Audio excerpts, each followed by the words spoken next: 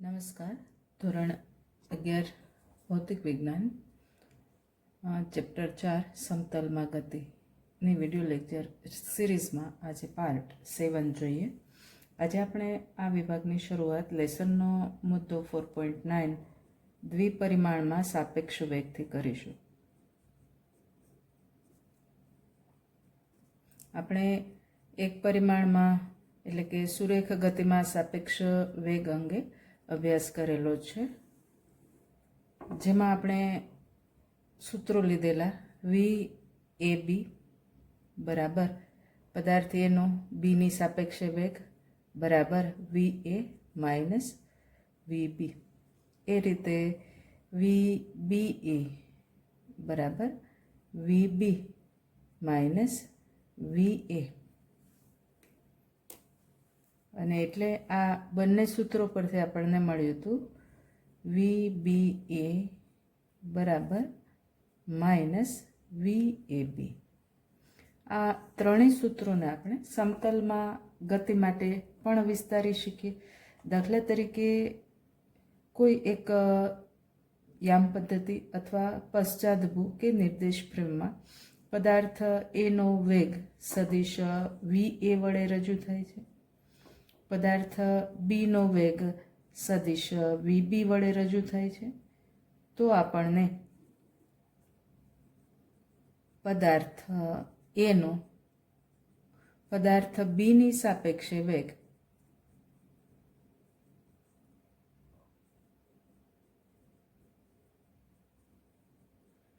સદિશ VAB મળી શકે.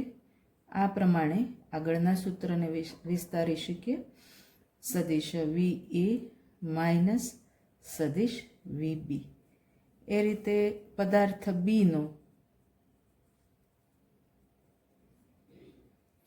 એની સાપેક્ષે વેગ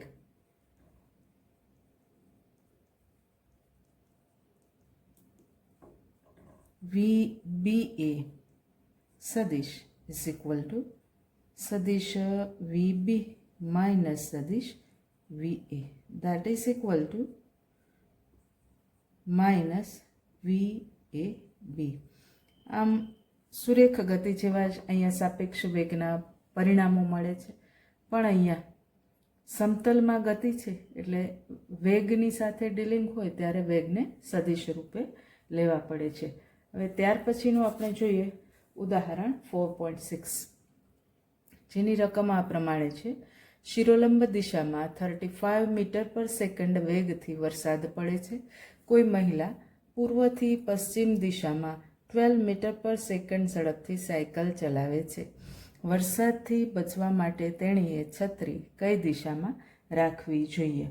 હવે અહીંયા આપણે દિશા આ રીતે લઈ શકીએ. દાખલા તરીકે ઊભી ધરી ઉપર આપણે લઈશું શિરોલંબ દિશા, જેમાં આને ઉપર તરફની દિશા કહેશું, આ નીચે તરફની દિશા. આ બંને શિરોલંબ દિશામાં લીધા છે વાય અક્ષ પરના. અને આડી ધરી એક્સ અક્ષ ઉપર આપણે આ રીતે વિચારી શકીએ. અહીંયા લઈશું પૂર્વ, અહીંયા લઈશું પશ્ચિમ. હવે આ રીતે દિશાઓના સંદર્ભમાં આપણે કોઈ એક સંદર્ભ બિંદુ પસંદ કરીએ, ત્યાંથી આપણને આપેલી માહિતી અનુસારના વેગ દર્શાવીએ. દાખલા તરીકે 35 મીટર પર સેકન્ડ વેગથી વરસાદ શિરોલંબ દિશામાં પડે તો એ નીચે તરફ પડે. વરસાદના વેગને આપણે VR સદિશ કહીએ તો આ રીતે નીચે તરફ દર્શાવવાનો થાય. એ રીતે મહિલા સાયકલ ઉપર છે એટલે સાયકલ ચાલશે ત્યારે એની સાથે મહિલા પણ જે તે વેગથી આગળ વધશે. આપણને રકમમાં કહ્યું છે પૂર્વથી પશ્ચિમ, એટલે આ પૂર્વથી આ પશ્ચિમ તરફ લઈએ એટલે આ દિશા આવે, આ તરફની દિશા. અને એ વેગ આપણે 12 મીટર પર સેકન્ડ આ રીતે આ તરફ દર્શાવવું પડે. જે બાઇસિકલનો એટલે કે મહિલાનો વેગ છે એટલે એને VB કહેશું. હવે આપણે અહીંયા મહિલાની સાપેક્ષે વરસાદનો વેગ જોઈએ છીએ. તો અહીંયા મહિલા સાયકલ ઉપર છે. મહિલાની સાપેક્ષે વરસાદનો વેગ જોઈતો હોય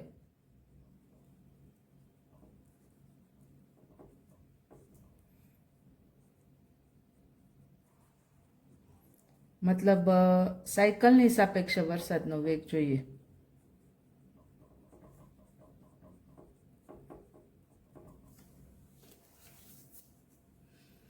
અને એટલે આપણે જે વેગ મેળવવાનો છે વરસાદનો એ VRB થશે. આરની સાપેક્ષે એટલે કે વરસાદની સાપેક્ષે બાઇસિકલની સાપેક્ષે એટલે બીની સાપેક્ષે આરનો એટલે કે વરસાદનો વેગ. અને આપણને સૂત્ર મળશે VRB ઇઝ ઇક્વલ ટુ સદિશ VR માઇનસ સદિશ VB. એને આપણે આ રીતે લખી શકીએ. that is equal to સદિશ VR પ્લસ સદિશ માઇનસ VB. આ રીતે લખીએ તો પણ ચાલે. હવે આપણે અહીંયા આ રીતે જે રીતે VB દર્શાવ્યો છે એ રીતે VRમાં માઇનસ VB ઉમેરવો છે તો સદિશ VRના હેડથી શરૂ કરી અને માઇનસ VB સદિશ આ રીતે દોરી શકીએ, જેનું મૂલ્ય VB જેટલું જ છે પણ દિશા VBથી વિરુદ્ધ છે. હવે આ બંને સદિશો VR અને માઇનસ VB સદિશનો સદિશો સરવાળો લેતા આપણને VRB સદિશ મળે, જે આ રીતે રજૂ કરી શકીએ. આ જે સદિશ મળ્યો એ થયો સદિશ VRB. આપણે હવે આ વરસાદ જે દિશામાંથી આવે છે છત્રી એ દિશામાં મહિલાએ રાખવી જોઈએ એવું વિચારી શકીએ. અને દિશા નક્કી કરવા માટે આ VRBનો સદિશ VR સાથેનો ખૂણો નક્કી કરવો પડે. ધારો કે આ ખૂણો થીટા છે તો આપણને હવે કાટકોણ ત્રિકોણ મળશે. આ બિંદુને O કહીએ, આને કહીએ P, આને કહીએ Q, આને કહીએ S. તો મળ્યો કાટકોણ ત્રિકોણ OPS. એમાં આપણે થીટા જોઈતું હોય તો આવું લખી શકીએ, tan થીટા બરાબર સામેની બાજુ એટલે PS છેદમાં પાસેની બાજુ એટલે OP. હવે PS એટલે સદિશ PSનું માપ સદિશ PS એટલે માઇનસ VBનું મૂલ્ય એટલે સાયકલની ઝડપ જે 12 મીટર પર સેકન્ડ આપી દીધી છે રકમમાં, અને છેદમાં OP એટલે VRનું માપ. VR એટલે વરસાદની ઝડપ જે અહીંયા આપી છે 35 મીટર પર સેકન્ડ, છેદમાં આવે 35. કેલ્ક્યુલેટરમાં આ મૂલ્ય નાખીએ એટલે સાદુરૂપ આવે 0.343. નેચરલ 10ના ટેબલમાં આપણે ઉદાહરણ 4.1માં આ મૂલ્ય એકવાર જોયેલું છે એટલે અત્યારે આપણને યાદ આવવું જોઈએ. એ આપણને મળ્યું હતું 19 ડિગ્રી.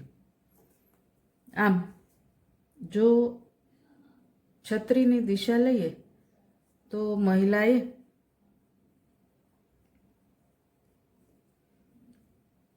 છત્રી શિરોલંબ સાથે કેટલા ખૂણે રાખવી પડે તો કે આપણો જવાબ આવ્યો છે એટલા ખૂણે, એટલે કે 19 ડિગ્રીના ખૂણે કઈ તરફ નમતી રાખવી પડે. તો આપણો આ સદિશ VRB એ આપણે જોઈએ તો પશ્ચિમ તરફ નમે છે એટલે પશ્ચિમ તરફ ઢળતી રાખવી પડે.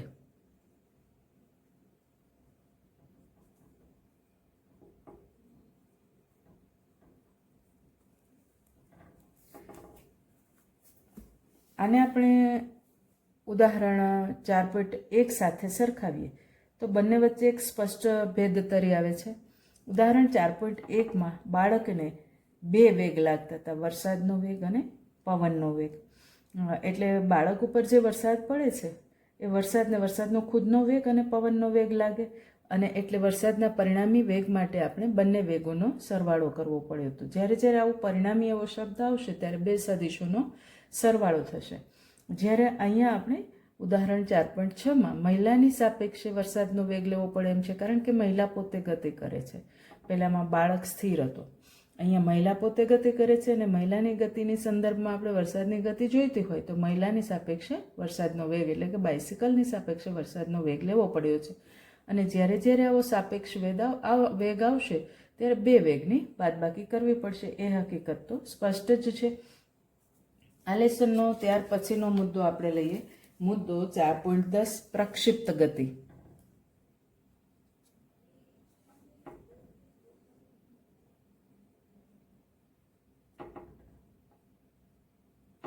ચલો પહેલા તો એ જોઈએ કે આ પ્રક્ષિપ્ત ગતિ શું છે.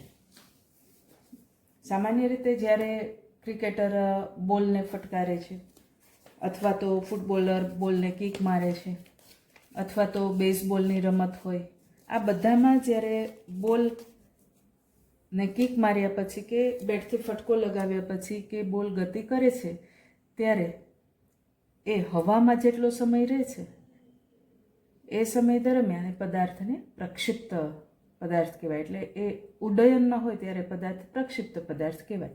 અને પદાર્થની આવી ગતિને આપણે પ્રક્ષિપ્ત ગતિ કહી શકીએ. અહીંયા સ્પષ્ટ રૂપે પ્રક્ષિપ્ત ગતિ થતી હોય ત્યારે સમતલમાં ગતિ થાય છે.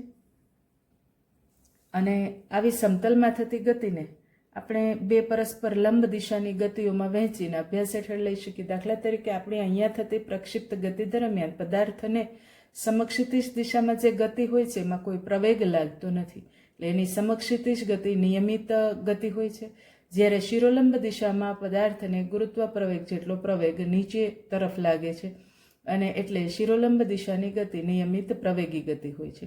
આમ આપણે અહીં આ પ્રક્ષિપ્ત ગતિને પરસ્પર લંબ એવી બે ગતિઓના સંયોજન રૂપે જોઈ શકીએ છીએ, અને સ્વતંત્ર ઘટક ગતિઓના અભ્યાસના રૂપમાં દર્શાવીને તેનું વિશ્લેષણ કરી શકીએ એમ છીએ. હવે પ્રવેગ વગરનો એક્સ ઘટક સમક્ષિતિજ દિશામાં રાખશું, અને ગુરુત્વ પ્રવેગને કારણે અચળ પ્રવેગથી થતી ગતિ શિરોલંબ વાય દિશામાં રાખશું. હવે સરળતા ખાતર આપણે અહીંયા હવાના અવરોધને અવગણીશું. માની લો કે પ્રારંભમાં પદાર્થને જ્યાંથી ફેંકવામાં આવે છે એ બિંદુ પર આપણે યામ પદ્ધતિનું ઉગમ બિંદુ મૂકશું. સમક્ષિતિજ દિશામાં એક્સ અક્ષ લઈશું અને શિરોલંબ દિશામાં વાય અક્ષ લઈશું. તો આપણને અહીંયા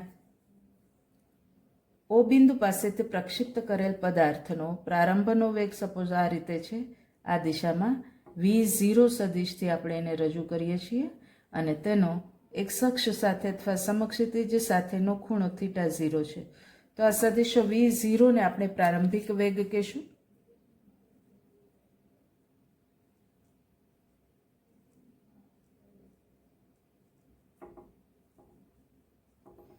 અને θ0 ને પ્રક્ષેપણ કોણ કહીશું.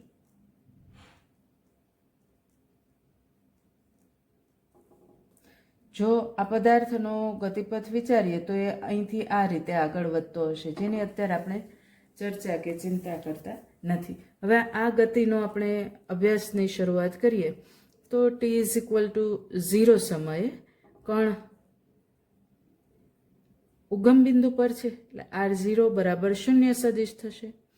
કણનો વેગ v0 છે, જેના ઘટકો લઈએ તો v0x એટલે આડી ધરી ઉપરનો ઘટક આ રીતે અહીંયા મળે, અને આ ઘટક થશે v0 cos θ0, કારણ કે એ ખૂણા θ0 ની પાસેનો ઘટક છે. એ રીતે v0y ગણશું તો એ અહીંથી મળશે. આ ઘટક થશે v0 sin θ0, અને એ બેઉની આપણે નોંધ કરીએ તો આ v0x બરાબર v0 cos θ0 અને v0y બરાબર v0 sin θ0. એ રીતે r0 શૂન્ય સદિશ છે, તો x0 બરાબર 0 આવશે અને y0 બરાબર પણ 0 આવશે.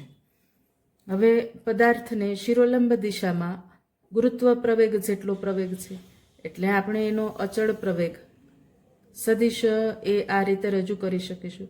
અચળ પ્રવેગ સદિશ એ ઇઝ ઇક્વલ ટુ જી, જે નીચે શિરોલંબ છે અને નીચે શિરોલંબ આપણે અહીંયા ઋણ વાય અક્ષ આવશે, એટલે અહીંયા લખશું જીના ગુણાકારમાં એને સદિશ રૂપે રજૂ કરવા માઇનસ જે કેરેટથી ગુણાકાર આપશું, અને એટલે આપણને મળશે એના ઘટકો હવે ax ઇઝ ઇક્વલ ટુ 0 અને ay is equal to minus g. હવે એક્સ દિશાની ગતિ છે એમાં કોઈ પ્રવેગ નથી, એટલે એક્સ દિશામાં નિયમિત ગતિ છે.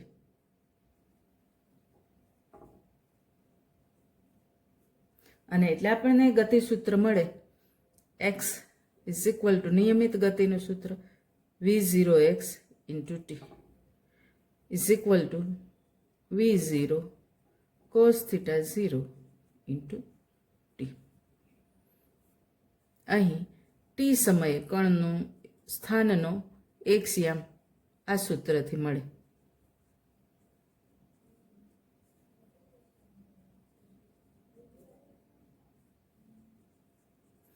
એ રીતે વાયામનું સૂત્ર જોઈતું હોય તો એ આ રીતે મળે y is equal two v0y T plus 1/2 ay T square that is equal to v0 sin theta 0 into t.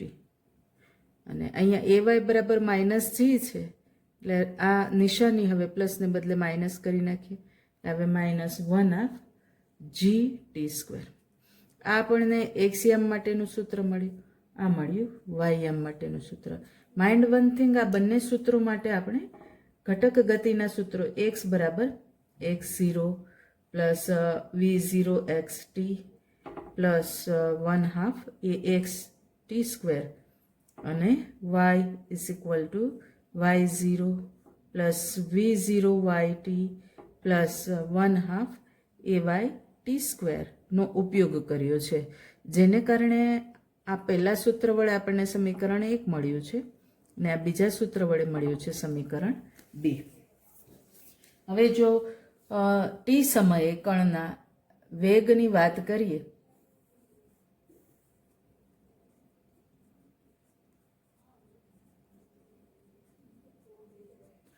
તો એના યામ આ રીતે લખી શકીએ આપણે.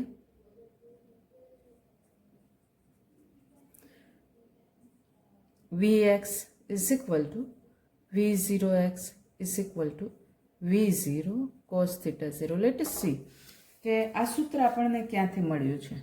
તો સમતલમાં ગતિના ઘટકો માટે આપણને vx બરાબર સૂત્ર મળ્યું હતું v0x પ્લસ axt, જેમાં ax બરાબર 0 મૂકીએ એટલે આપણને આ સૂત્ર મળી જાય. અહીંયા આપણે ax0 લઈને x0 બરાબર 0 લઈને આ સૂત્ર મેળવ્યું હતું, અહીંયા y0 0 લઈને આ સૂત્ર મેળવ્યું હતું, એમાં અહીંયા ax 0 લઈ અને આ સૂત્ર મેળવ્યું. એ રીતે વેગના સૂત્રનો y ઘટક vy બરાબર v0y પ્લસ ayt. એના પરથી આપણને હવે સૂત્ર મળશે therefore vy is equal to v0y that is v0 sin theta 0 ay that is minus g into t. અને આપણે કહીશું સમીકરણ 3 અને સમીકરણ 4.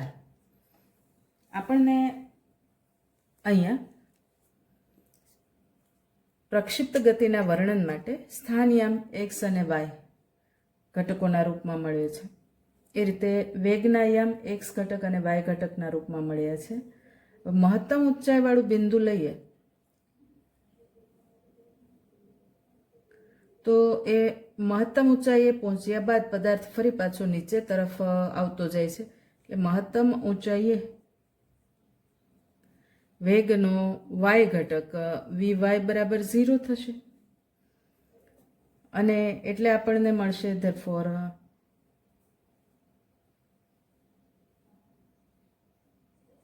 થીટા બરાબર tan inverse vy by vx બરાબર 0, જ્યાં થીટા બરાબર ટી સમયે કણના વેગનો x અક્ષ સાથેનો ખૂણો છે.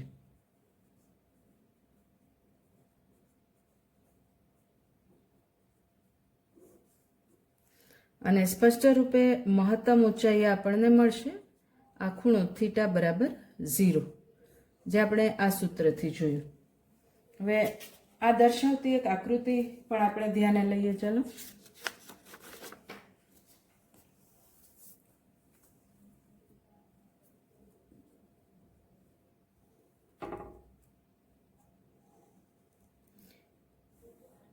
આ એક્સ વાય યામ સમતલ, આડી ધરી એક્સ અક્ષ, ઊભી ધરી વાય અક્ષ, એમાં આ પ્રક્ષિપ્ત પદાર્થની ગતિ આપણે આ રીતે રજૂ કરીએ.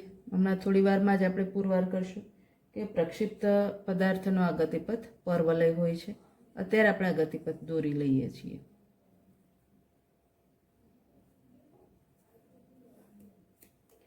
પ્રારંભમાં પદાર્થનો વેગ સદિશ આ રીતે સ્પર્શક રૂપે v0 સદિશ રૂપે દર્શાવીએ અને આ એનો પ્રક્ષેપ ખૂણો θ0 થશે.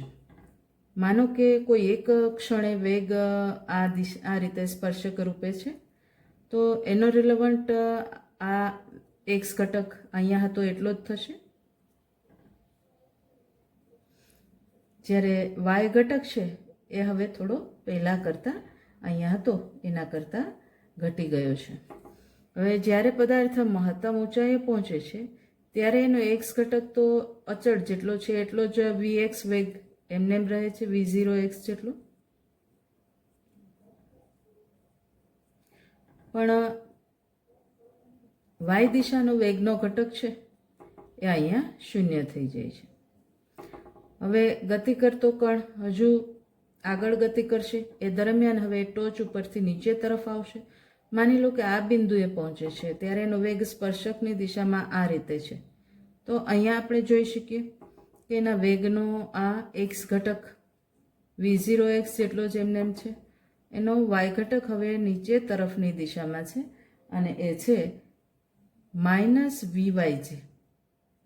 અને આપણે vyj કહ્યો હતો તો આ એનાથી વિરુદ્ધ દિશામાં -vyj છે. આ ટી સમયે પદાર્થના વેગ સદિશને આપણે રજૂ કર્યો. એ રીતે અહીંયા જો સ્પર્શક બનાવીએ તો એ આ રીતે મળે આપણને,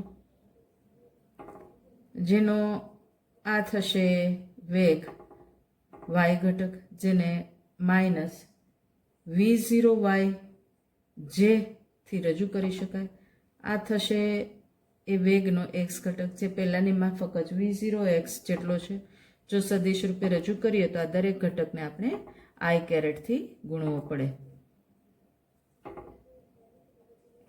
આમ આપણે જોઈ શકીએ કે મહત્તમ ઊંચાઈએ પદાર્થ પહોંચે ત્યાં સુધી તેની શિરોલંબ ગતિમાં પદાર્થને શિરોલંબ ઉપર તરફ વેગ હોય છે જે ઘટતો જાય છે. મહત્તમ ઊંચાઈએ આ વેગ શૂન્ય થઈ જાય છે અને ત્યાર પછીની ગતિમાં પદાર્થને નીચેની દિશામાં વેગ વધતો જાય છે. પદાર્થ જમીનને સ્પર્શે ત્યારે આ વેગ શિરોલંબ નીચે તરફની દિશામાં v0y જેટલો હોય છે.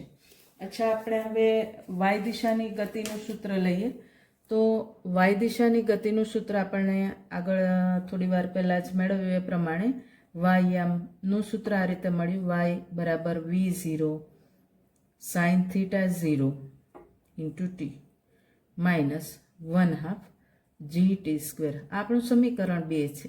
હવે આપણે સમીકરણ 1ને યાદ કરીએ. સમીકરણ 1 એટલે x v0 cos θ0 into T. આના પરથી આપણે ટી મેળવીએ તો T x upon v0 cos θ0. ટીનું આ મૂલ્ય અહીંયા પણ મૂકશું અને અહીંયા પણ મૂકશું એટલે આપણને મળશે y v0 sin θ0 into x upon v0 cos θ0. આ ટીનું સૂત્ર મૂક્યું -1/2 g. હવે t² એટલે x² અપોન v0² cos² θ0. હવે આપણે આ સૂત્રમાં સ્ટેપ્સને ગોઠવીએ તો અહીંયા v0 અંશ છેદમાં કેન્સલ થશે એટલે હવે બાકી બચશે y sin θ અપોન cos θ એટલે tan θ0 ઇન્ટુ x અને -1/2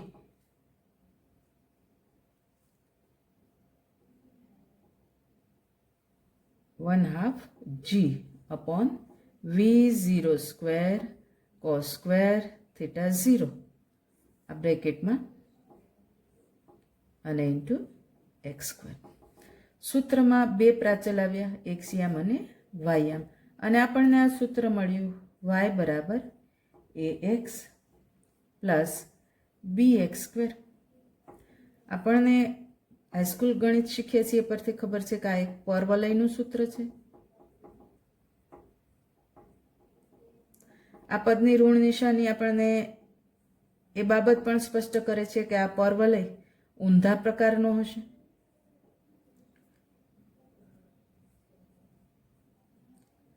એમ વાય યામનો એક ઘાત એવું સૂચવે છે કે પરવલયની અક્ષ વાય અક્ષ હશે.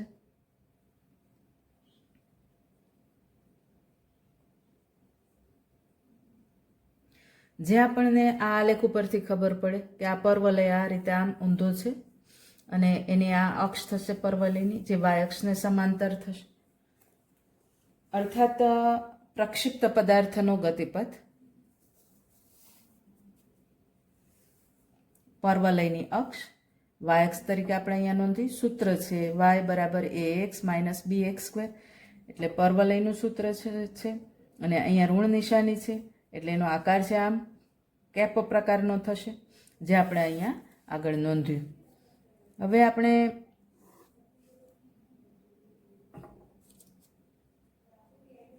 આવું લખી શકીએ કે પરવલયનો ગતિપથ પ્રક્ષિપ્ત પદાર્થનો ગતિપથ પરવલય આકારનો છે.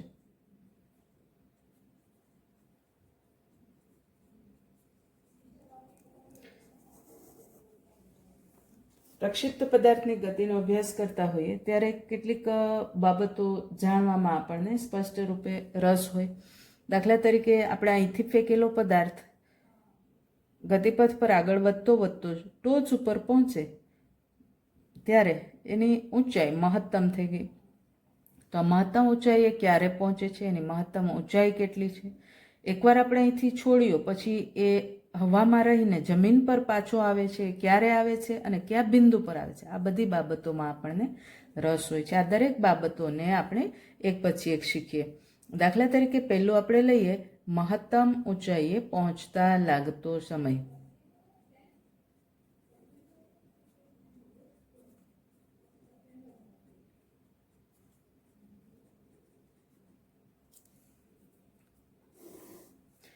તો અહીંયા આ બાબતનો આપણે ઉપયોગ કરી શકીએ કે મહત્તમ ઊંચાઈ માટે આપણને મળે Vy is equal to 0.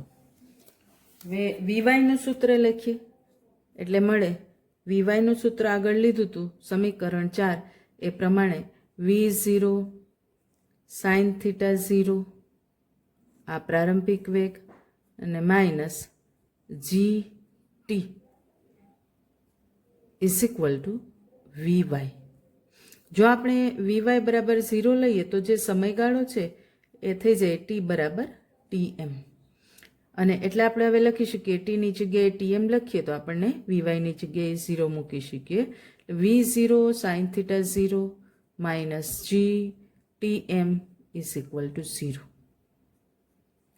And therefore આપણને મળે આ GTMને હવે લઈ જઈએ જમણી બાજુ તો GTM બરાબર V0 સાઇન થીટા 0, અને તેથી TM એટલે મહત્તમ ઊંચાઈએ પહોંચતા લાગતો સમય બરાબર V0 sine theta 0 divided by G. આ આપણું થયું પ્રક્ષિપ્ત ગતિ માટેનું જરૂરી એવું 5મું સમીકરણ. ચલો જોઈએ, યાદ કરીએ. પહેલું સમીકરણ શું હતું તો કે x is equal to V0 cos theta 0 into T. બીજું સમીકરણ શું હતું તો કે y is equal to V0 sine theta 0 to T minus 1/2 GT square. ત્રીજું સમીકરણ શું હતું તો કે Vx is equal to V0 x is equal to V0 cos theta 0. ચોથું સમીકરણ આપણે અહીંયા લખ્યું એ Vy is equal to V0 sine theta 0 minus GT. પાંચમું સમીકરણ આપણે આને કહી શકીએ ગતિપથનું સમીકરણ. y is equal to tan theta 0 x minus 1/2 g upon v0 square cos square theta 0 into x square. અને આ થશે સમીકરણ નંબર 6, મહત્તમ ઊંચાઈ માટેના સમયનું સમીકરણ. હવે એ રીતે આમાંનામાં આપણે ઉડ્ડયન સમયનું સમીકરણ પણ મૂકી શકીએ. હવે જ્યારે પદાર્થ આખો પ્રક્ષિપ્ત ગતિપથ પૂરો કરી અને અહીંયા આવે ત્યારે એનો વાયમ ફરી પાછો અહીંયા શૂન્ય હતો તો અહીંયા પણ શૂન્ય થઈ જાય, એટલે આપણને મળે પદાર્થની મહત્તમ ઊંચાઈએ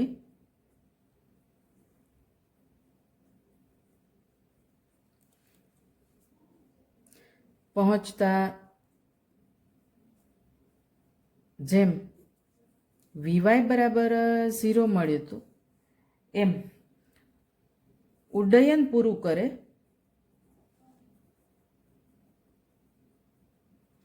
ત્યારે આપણે લઈ શકીએ વાય બરાબર 0.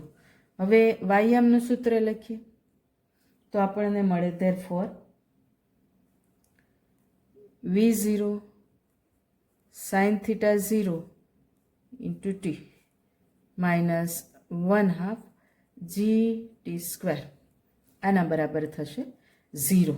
પણ જ્યારે y બરાબર 0 ત્યારે ઉડ્ડયન પૂરું થાય છે, એટલે સમયગાળો t બરાબર capital TF, F is four flying time એટલે ઉડ્ડયન સમય, અને એટલે આપણે લખી શકીશું therefore v0 sin theta 0 into tf minus 1/2 g tf square is equal to 0. tf સામાન્ય લઈએ એટલે મળે v0 sin theta 0 minus 1/2 g tf is equal to 0. હવે tf is not equal to 0 એટલે આ ઉકેલ નહીં આપે, પણ અહીંથી મળશે આપણને ઉકેલ v0 sin theta 0 minus 1/2 gtf is equal to 0, and therefore 1/2 gtf is equal to v0 sin theta 0, and therefore we have tf is equal to 2 v0 sin theta 0 upon g. આ થશે સમીકરણ નંબર 7. આમાંથી જ્યારે 4 માર્કમાં દાખલો પૂછાય તો definitely એ દાખલો પ્રક્ષિપ્ત ગતિ ઉપરથી હોવાની સંભાવના ખાસી છે, અને એટલે આ બધા સૂત્રોને આપણે વ્યવસ્થિત યાદ રાખવા જોઈએ. પદાર્થે પ્રાપ્ત કરેલી મહત્તમ ઊંચાઈ.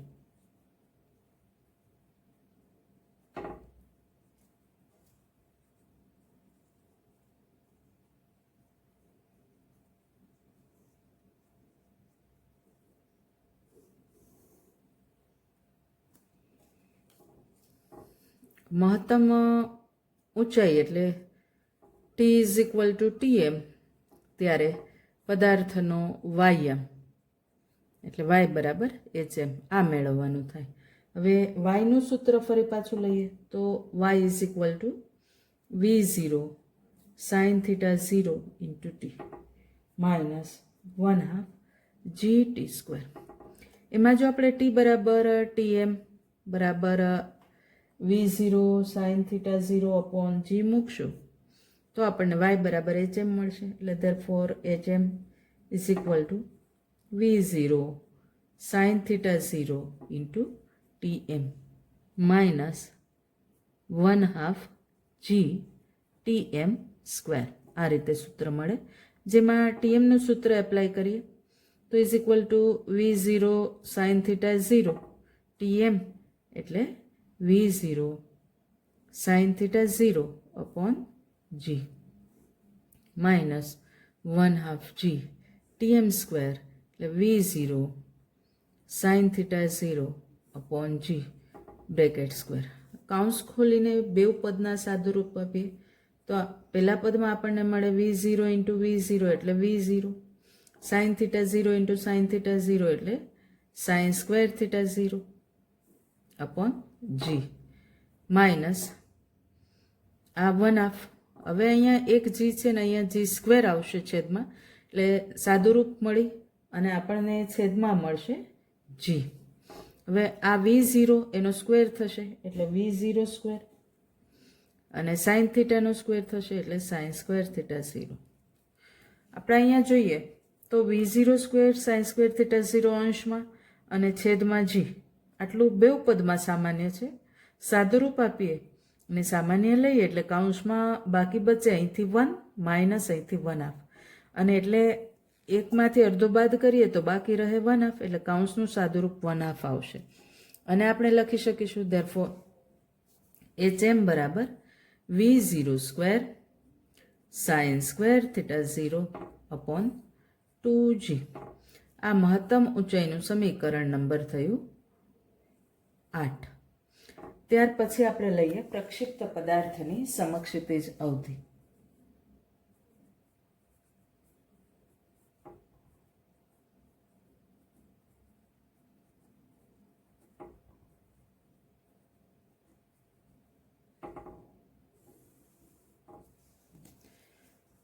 આના માટે આપણે શરૂઆત કરી ત્યારે પ્રારંભમાં x બરાબર x0 બરાબર y0 બરાબર 0.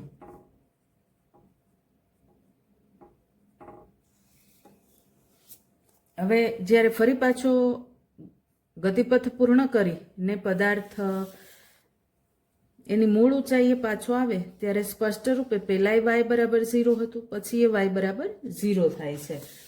અને એટલે બીજી વાર જ્યારે y બરાબર 0 ને પસાર કરે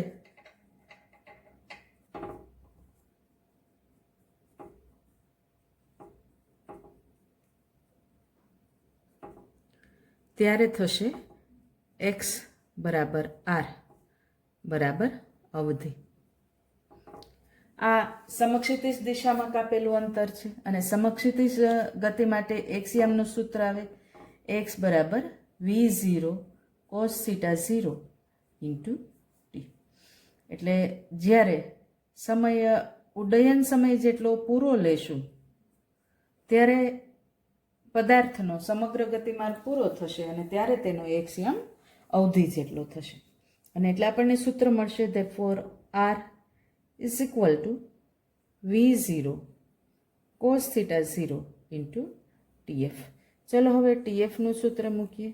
And therefore we have R is equal to V0 cos theta 0. TF માટે સૂત્ર આગળ મેળવ્યું હતું એમ 2 V0 sin theta 0 upon G. આનું સાદુરૂપ આપીએ તો આ V0 ઇન્ટુ V0 એટલે V0 સ્ક્વેર, અને આ છેદમાં G. બાકી જે બચ્યું એને કૌંસમાં મૂકીએ તો અહીંથી આવશે 2 સાઇન થીટા 0, અહીંથી આવશે કોસ થીટા 0. આનું સાદુરૂપ આપીએ તો મળે therefore R is equal to V0 square. હવે આ કૌંસમાં જે છે 2 સાઇન થીટા કોસ થીટા એને કહેવાય સાઇન 2 થીટા 0. આ ત્રિકોણમિતીય સૂત્ર છે, અને છેદમાં G. આ થશે અવધિનું સમીકરણ, સમીકરણ નંબર 9. આમ પ્રક્ષિપ્ત ગતિ માટે આપણે 9 સમીકરણો ધ્યાને લીધા. પહેલું એક્સિયામનું સમીકરણ x is equal to V0 cos theta 0 into T. બીજું વાયામનું સમીકરણ y is equal to V0 sin theta 0 into T plus minus 1/2 GT square. ત્રીજું Vxનું સમીકરણ Vx is equal to V0 x is equal to V0 cos theta 0. ચોથું Vyનું સમીકરણ Vy is equal to V0 sin theta 0 minus GT. પાંચમું ગતિપથનું સમીકરણ જે પરવલય પ્રકારનું હતું y is equal two tan theta 0 x minus g upon 2 V0 square cos square theta 0 multiplied by x square. ત્યાર પછીનું છઠ્ઠું સમીકરણ એટલે મહત્તમ ઊંચાઈ માટેના સમયનું સમીકરણ Tm is equal to V0 sin theta 0 upon g. ત્યાર પછીનું સમીકરણ એટલે ઉડ્ડયન સમયનું સમીકરણ TF is equal two 2 V0 sin theta 0 upon g, જે મહત્તમ ઊંચાઈના સમય કરતાં બમણા મૂલ્યનું સૂત્ર છે, એટલે કે TF બરાબર 2Tm મળ્યું હતું. ત્યાર પછીનું સૂત્ર એટલે પ્રક્ષિપ્ત પદાર્થથી મેળવેલી મહત્તમ ઊંચાઈ HMનું સૂત્ર HM બરાબર V0 square sine square theta 0 upon g. અને ત્યાર પછીનું સમીકરણ એટલે 9મું સમીકરણ પ્રક્ષિપ્ત પદાર્થની અવધિનું સમીકરણ R is equal to V0 square sine square V0 square sign 2 theta 0 upon g. I repeat, R is equal to V0 square sign 2 theta 0 upon g. હવે આ સમીકરણમાં જો આપણે સપોઝ થીટા 0 બરાબર 45 ડિગ્રી લઈએ તો એના માટે આપણને મળશે 2 થીટા 0 બરાબર 2 ગુણ્યા 45 એટલે આવશે 90 ડિગ્રી અને ધેરફોર આપણને મળશે sin 2 થીટા 0 બરાબર 1. સમીકરણ 9માં મૂલ્ય મૂકીએ તો r બરાબર આ પરિસ્થિતિમાં મળે v0 સ્ક્વેર અપોન g. આ થશે પ્રક્ષિપ્ત પદાર્થની મહત્તમ અવધિ.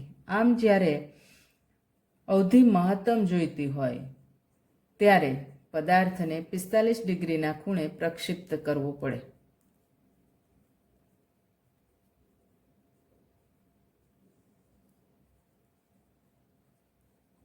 અહીંયા પણ આ rm છે v0 સ્ક્વેરના સમપ્રમાણમાં છે